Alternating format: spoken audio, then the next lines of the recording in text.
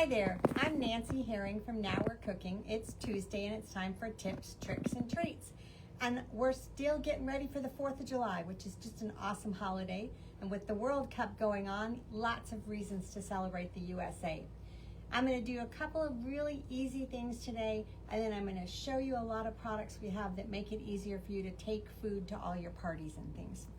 The first thing I'm going to do is a real easy salad made out of canned goods from your pantry, because sometimes potato salad and macaroni salad you don't want to leave sitting out in the sun because they just might not be too good later. So this is lime juice, and I just put some cumin in it. I'm just going to make kind of a real simple vinaigrette-y type dressing. I'm going to put some olive oil in.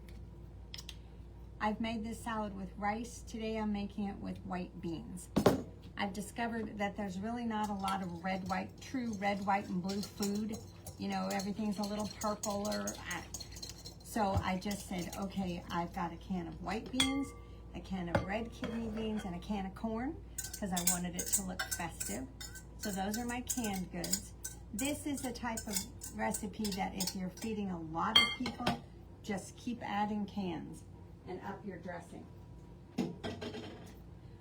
In order to make it look super festive, I've got chopped red bell peppers, I've got chopped cucumbers, I've got green bell peppers, and I've got corn. And really I was trying to just make it look as colorful as possible. We're going to stir this together, give it a little taste. This is one of those you could do lots of things with it. I do have some fresh basil and some fresh oregano, and I think I'm gonna, don't you love the colors? I just think that's so pretty. So I'm gonna do the I shouldn't say cheating, but one way to cut your herbs. I'm going to roll them up, which is called a chiffonade, where you pretend like you're rolling a cigar or other things that you might have rolled in the day. And I'm gonna use scissors. I'm not gonna put them on a board. I'm just gonna roll them up, and I'm gonna use my shears to just get little pieces. So I don't want a lot, I just want some. And sometimes I have a little more control with this than with my knife. I tend to lose quite a bit, probably because my knife skills aren't not in the pro knife skills world. And as always, I need a little salt and pepper. And I'm gonna use, well, I was gonna use the salt, pepper, garlic, but we're just gonna use straight up salt and pepper. I rinse canned beans when I use them because that gets a lot of the salty flavor off of them, because that's kind of that aquafaba brine that they come with in a can. Alrighty, let's take a little taste. But it's super quick, super easy. And if somebody calls at the last minute, you're like, I don't have time to boil potatoes, or that's pretty good. The lime juice makes it taste very, very fresh. Okay, now eat dessert first. That's the plan. So you might have had a cake before that my family calls killer chocolate cake, and a lot of people call it Texas sheet cake. It's a chocolate cake. Well, the same recipe can also be made into a caramel apple cake or a white cake, and I wanted to do a white cake. What's nice about this recipe is it truly only takes about 20 minutes to bake it. And what's really nice is this is a 2-inch deep sheet pan. A lot of times this recipe says for a jelly roll pan it's just 10.5 by 15. This is 13 by 16. Makes it very shallow, and that's okay. The idea is that you assemble the cake batter. I'll post it. It's 2 cups of sugar, 2 cups of flour, baking soda, baking powder, salt. That's the dry ingredients. The liquid ingredients there's two parts. One is you melt 2 sticks of butter in a saucepan and you add a cup of water and you let it come to a boil. Then you pour that over the dry ingredients, stir it all together. In a separate bowl, you take 2 eggs and beat them up, and a half a cup of sour cream and a teaspoon of almond extract. Then you add everything together, stir it up, put it in the pan, bake it for 20 minutes. When it comes out, you ice it. You don't let it cool necessarily, and this is more of a glaze than an icing. But what I have learned over the years, I use a saucepan to melt the butter for the cake. Then I just put the saucepan back, I turn the burner off, I put the saucepan back on that burner, and I add the stick of butter that it needs for the icing, and I just let it sit there. And it melts while I'm doing everything else, and I don't have to worry about it.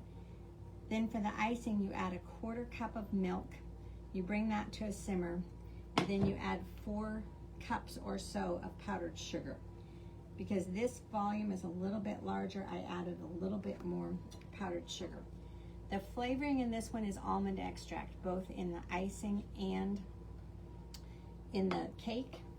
And a lot of times I'll put walnuts, chopped walnuts in the icing, or I'll put slivered pecans.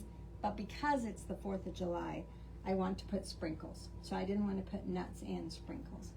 And you see that this is not a thick icing that I need special equipment. I'm just using my scraper. But I want to make sure that it's all got some on it.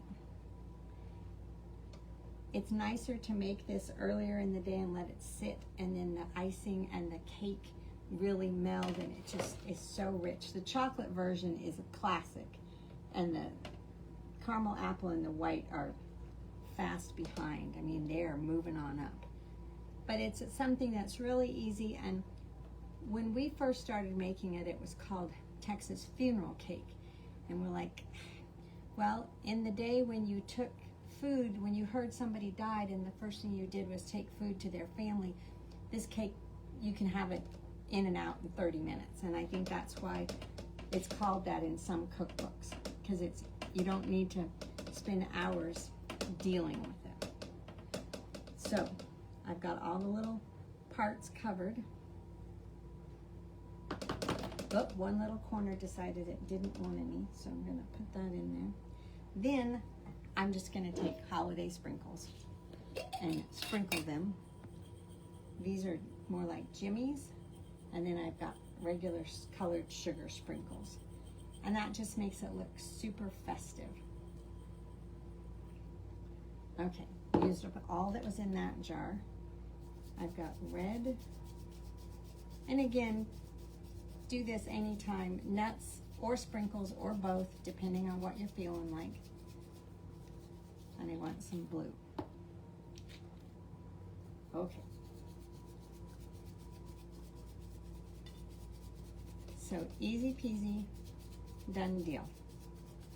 Isn't that pretty? So what I want to show you is how you're going to get these things to your neighbor's house or across town or wherever it is you're taking them. So I made a couple of other things. I made a real fast charcuterie board, but I made it in a container that we sell. We sell a lot of containers like this, that the wooden board and then the lid comes off and snaps on. So I was just playing around trying to make red and white stripes. So salami, jicama, cherry tomatoes, cauliflower, red bell peppers, and cheese. And of course I had to put a few stars. But what's great about this, and I went ahead and covered the wood because I haven't used this too much and I didn't want it to smell like salami. But the handles snap on and I'm ready to go. We also have these that have little indentations, so it kind of gives you an idea of where to put things. So it's a real easy way to take food with you. One of the other things I did, and I did not fill this up very full, but when you travel with veggies, this is a divided container, and I didn't fill it very full because I just didn't, but you can put your veggies, put your dip in the middle. You could do this for fruit. You could put strawberries and blueberries. You could put sprinkles for your ice cream. but the lid snaps on, and again, you're good to go. So you have a serving the beauty of these is you have a serving container and a lid, and you don't have to struggle with, what am I gonna do with this? With the salad, we sell a lot of bowls that come with lids, and except for the fact that I wanted to do it in glass so you could see it, I would have made it in a bowl that already has a lid with it. Because saran or plastic wrap is a great thing. I'm not knocking that, I use it all the time. But if there's a lid, it's even better. And that's the beauty of this pan. This pan comes with a lid. And it just snaps on, and you're good to go.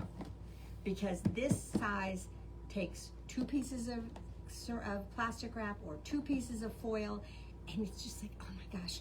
So you're ready to go with this.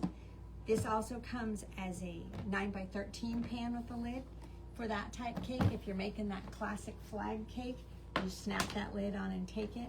We also have a shallow one, I believe, that has a lid that's good for like marinating your meat and taking it out to the barbecue. I just think lids are sometimes the way to go because it's so easy to get things. We talk to a lot of people who have made something, and when they're done, then they're like, oh my gosh, how am I gonna get it where I'm going?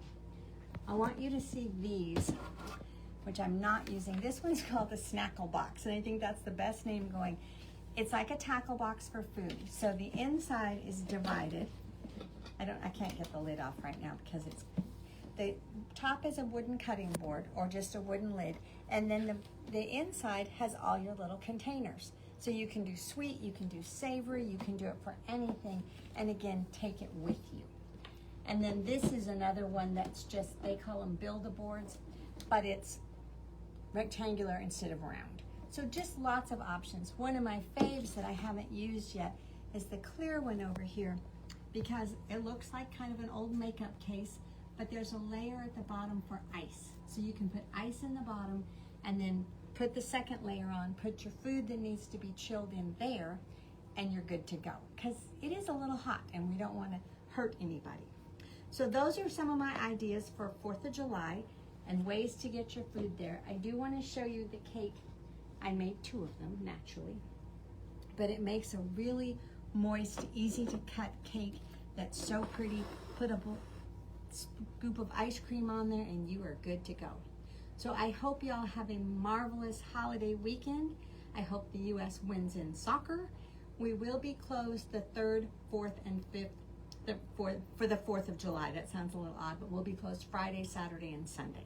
So please come see us in the next 2 days, and please come see us after this weekend, where we normally open Monday through Saturday, 11 to 4.